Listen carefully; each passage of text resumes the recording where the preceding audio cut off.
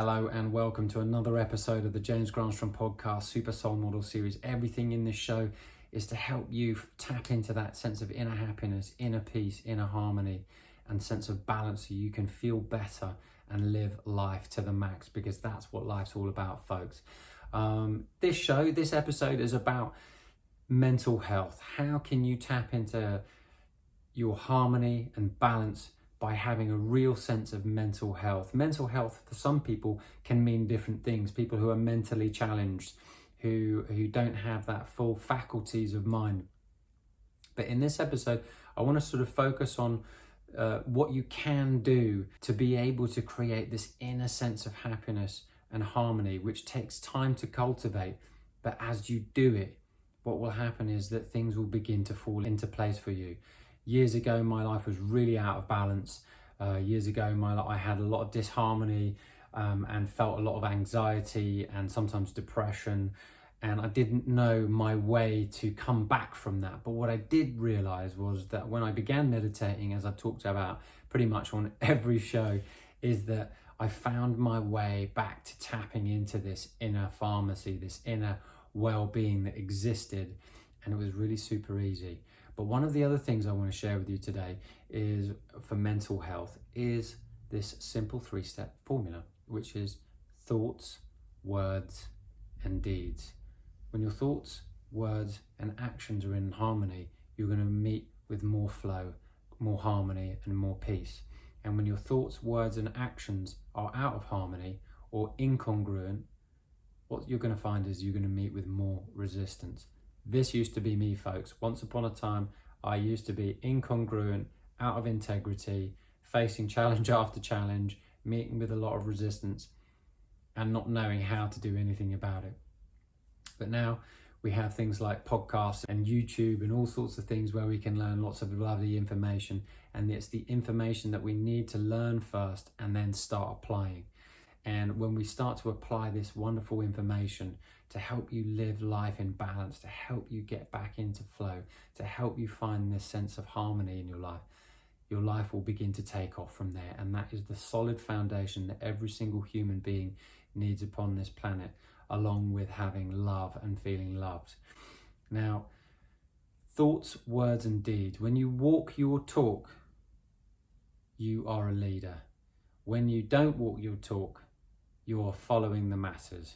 And what I mean is that you're allowing the world to drive you rather than you drive you. Do you want someone else inside of your mind driving your day-to-day life? Most people do, because they're not willing to do the work, what it takes to get themselves congruent.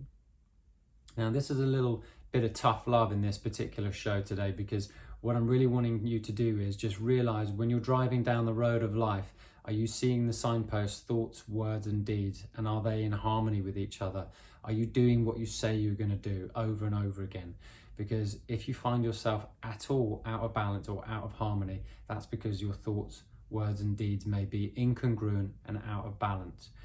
And I found this for myself years and years ago when I was doing what I said I wasn't going to do, and I was meeting resistance and challenge after challenge, and I felt overwhelmed, anxious, even depressed in some terms, before I managed to begin to turn it around through meditating and then using this same philosophy, are my thoughts, words, and deeds in place? Because congruency is very attractive. Having a sense of integrity is what we're hoping for and desiring from our new leaders, the new leaders in the world. We want role models and leaders and politicians and people who are doing brilliant things, who are thoughts, words, and deeds are in action. Are they delivering on what they say they're going to do? Because if they are delivering on what they say you're going to do, you're going to believe them. And particularly if it's for a force for good.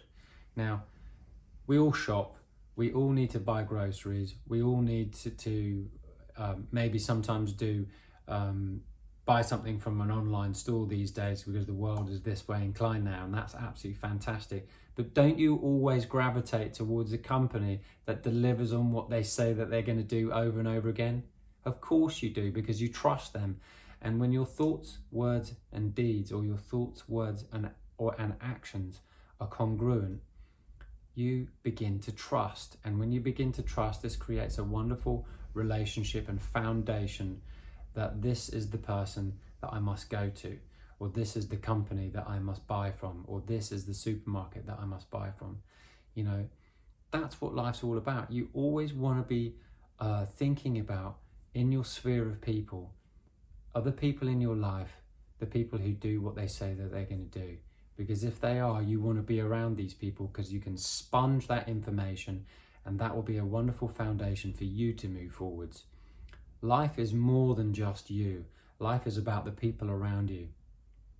And maybe you're a parent, or maybe you're just a partner, or either way, you've got a bunch of friends. You always want to be delivering on what you say you're going to do. Oh, I'll meet you there at 2. Be there at 2. Simple little things on delivering what you say you're going to do is how we build trust in relationships. And relationships are probably the biggest thing in our lives that can cause us the most amount of challenge, aside from money, but mainly relationships, because we're dealing with other people. And so our thoughts and our words and our actions need to be in place with other people, so that, number one, we build trust. Number two, that trust grows into more and more love. And then you believe that other person with whatever it is that they're going to say that they're going to do. And that is a fantastic place to support other people from. Now imagine if you're doing that to yourself. That is huge. When other people witness that you're walking your talk and doing what you say you're going to do, you become a force for good.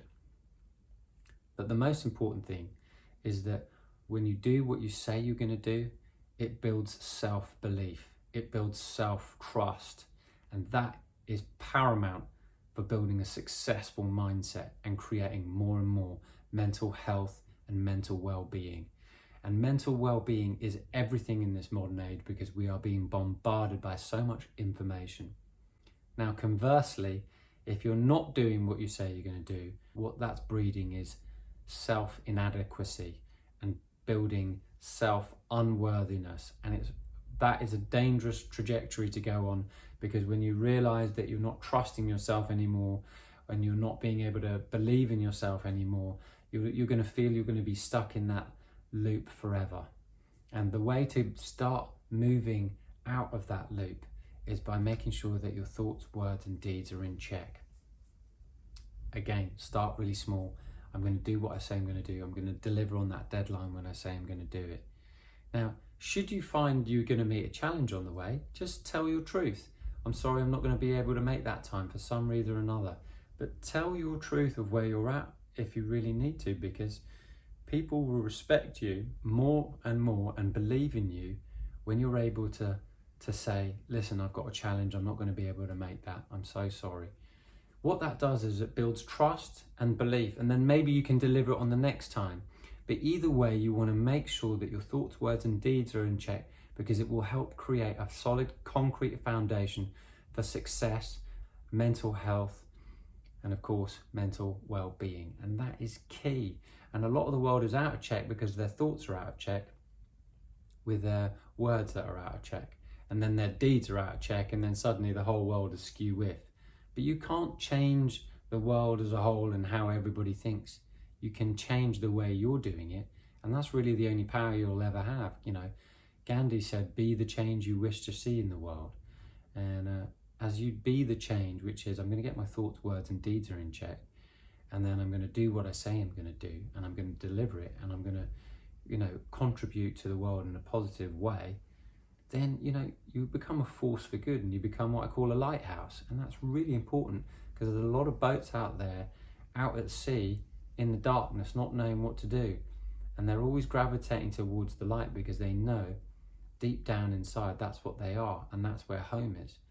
And home is where your thoughts, words and deeds are in check. Now, I love the analogy of athletes. I use it over and over again, because it's kind of like how we can set the benchmark for how we can roll as human beings, what our potential is.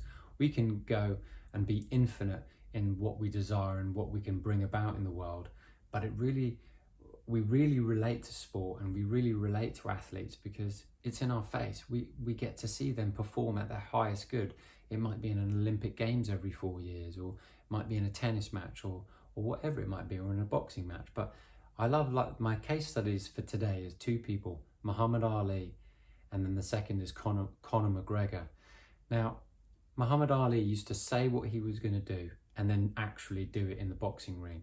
He would read the Bible through and through, convince himself, fill his mind up with the ability that he was being a force for good in the world, and saying that he was going to do such and such in such a round, and then actually doing it. And people are like, wow, that's amazing. But that's because he built a solid foundation of making sure that his thoughts, words, and deeds were in check, and his mindset was very clear and clean from any distraction from the world. And during that time, there was lots of civil rights movements and all sorts of things going on. Yet he still managed to be a force for good and showing people, that he could deliver on what he said he was going to do. And when he did, people called him the greatest. He called himself the greatest and then delivered it. And that has been his title since then. And now Conor McGregor, a newer version in a different sport. In the last few years, although I don't watch that type of sport, what I do realise is I watched an interview that he said what he was going to do and then delivered it, and done it once or twice. And that I find fascinating because he's got his mindset in check. And then I realised the psychology that he had. He just keeps himself to himself, focuses on what he's going to be doing, visualises it, talks what he's going to do, keeps his thoughts, words and deeds in check, and then delivers. You can do that too, but you have to start small. You have to build the foundation. Because as I mentioned earlier, the foundation is built and creates more and more confidence in yourself when you keep those three things in check. And when you don't, you breed inadequacy and self-worthiness issues start to creep in. That's because you're not keeping your thoughts and words in check, and then the actions are different. Just get your thoughts in alignment first. I'm going to do this, and then say it, and then just do it. And you'll feel such relief. You'll feel so pleased with yourself.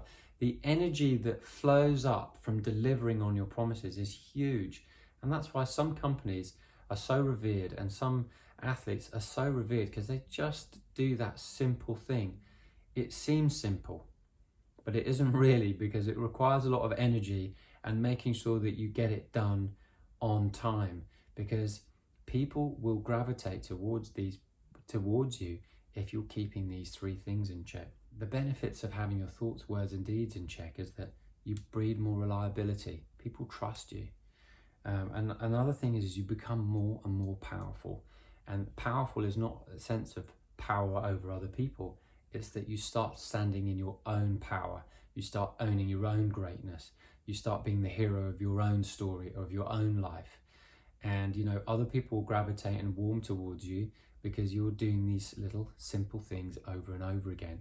And, repetition is the key to success. Thoughts, words and deeds repeatedly done, in all sorts of different areas of your life, repeatedly done will breed more and more success, and it will help you breed more and more confidence. And as you breed more confidence, you're going to feel better. And as you breed more confidence, you're going to find that you're going to meet greater opportunities and have more and more success. And success is just trying something over and over again until you get it right. And when you get it right, you just want to replicate that same formula over again. Simple. Thoughts, words and deeds in alignment breeds congruency. What we need is more leaders who are congruent and in integrity and trying to be a force for good change and positive change in the world that can show other people the way home, like the lighthouse. Another benefit of having your thoughts, words and deeds in check is that you just have this greater sense of stability. You're like a tree, you're like solid as a rock, and that stability is priceless. And when your life is out of balance, it's just because maybe it's your thoughts out of balance with your words. So maybe your thinking's not quite straight. So you've got to get your thinking in check. And I've got plenty of other podcasts and episodes that you can do to start checking out, to making sure that your thoughts are in check and ways in which you can align your thoughts up. But getting your thoughts in check will help your words better. And most people don't know how to think very clearly. And that causes a lot of problems with mental health and well-being. Because you remember, your thoughts are like the broadcast, it's like the radio antenna. And those thoughts create the feelings which go in towards the heart and the gut. And then the electromagnetic frequency that goes from the heart and the gut go out into the world and it starts to replicate, and it's like the signal that you're sending out.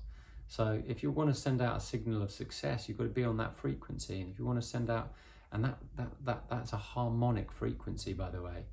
And if you want to send out a frequency of disruption, that means you've got to be incongruent, which means your thoughts, words, and deeds are out of check, and it's not for the greater good.